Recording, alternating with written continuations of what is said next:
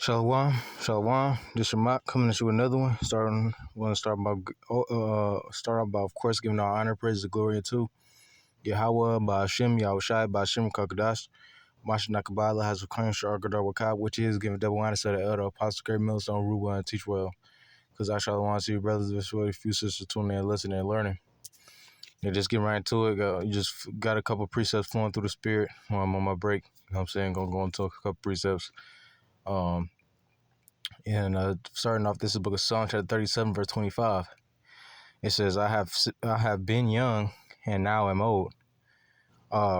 Yet have I not seen the righteous forsaken, nor his seed begging bread. And he basically saying, out of all of the years that he's seen on the earth, he ain't never seen the righteous, you know what I'm saying, forsaken of the Lord, man. Well, we know the scriptures say, have any perish being innocent, you know what I'm saying? Everybody, who basically, everybody is receiving their judgment. And, the Lord, we want our judgment meant to be grace from the Lord, so the Lord ain't going to forsake that. He ain't going to forsake those that desire mercy. Now this is book of Job, chapter 5 and verse 18. It says,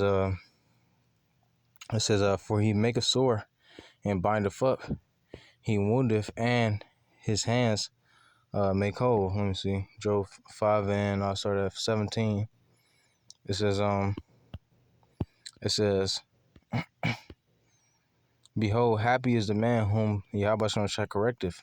Therefore despise not thou the chastening of the Almighty. And the Lord, he's chastening us to keep us from, harsh judgments, that's going to befall the earth, It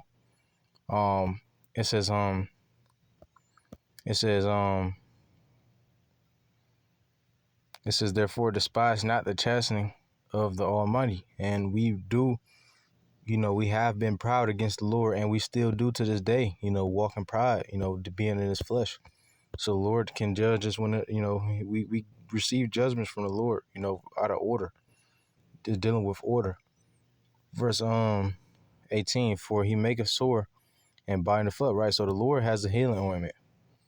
When you go to the book of Jeremiah, the scripture say, thou hast a deadly wound that cannot be healed, or paraphrasing. So the Lord, he is the only one who has a health, who has a healing ointment, for this disease or this sickness, and really the sickness in this disease is sin, well, you can also say it's Esau, but the Lord has to bind us up and heal us, bring us back to that healing estate that we once was in. It says, he shall deliver thee in 6 troubles, yea, in 7 there shall no evil touch thee. In famine he shall redeem thee from death, and in war from the power of the sword. Thou shalt be, oh yeah, that's it right there, verse 20. In famine he shall redeem thee from death. Right, so the scripture talk about how it's worse to die of famine than to die of the sword, man. It's like when we go to verse 19, it says, he shall deliver thee in 6 troubles, yea, in 7 there shall no evil touch thee. That 7 trouble is talking about the missiles, and that 6 trouble is, that's going into Jacob's trouble in the hour of temptation. But that 7 trouble is going to be the last trouble that Jacob sees before he's delivered. Is the ICBMs dropping down on here, and them chariots zapping people. We hope to be delivered from that.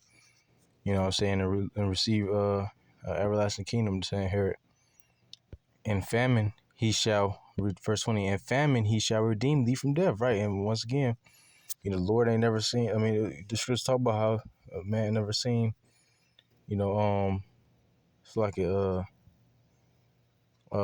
that's in the Psalms. He said that he ain't never seen the righteous begging bread, or being forsook from the Lord. And the Lord, he's gonna redeem some men from famine. It says, and in war, from now that don't mean that you ain't gonna catch hell, because we have to catch hell, or receive chastening from the Lord so that we won't be bastards, right? It says, and in war from the power of the sword, thou shalt be hid from the scourge of the tongue.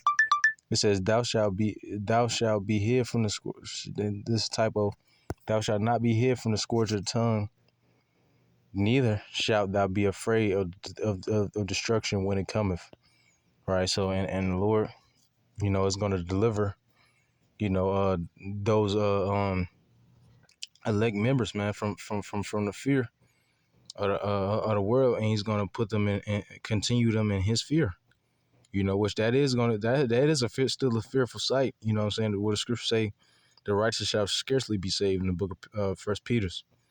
But we're going to be scarcely saved. We're going to be because we're going to be scared of the Lord.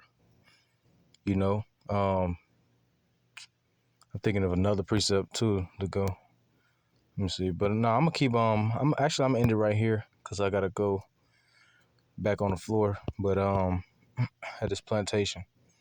But I'm gonna just end it right here, and I'm gonna probably start part 2 later. So Shalom Yamar Abada. I mean, I'm Salakia. Want to just go close out by giving all honor, praise, and glory to Yahweh, Bashim Yahweh Shabbat Shem Gokdash.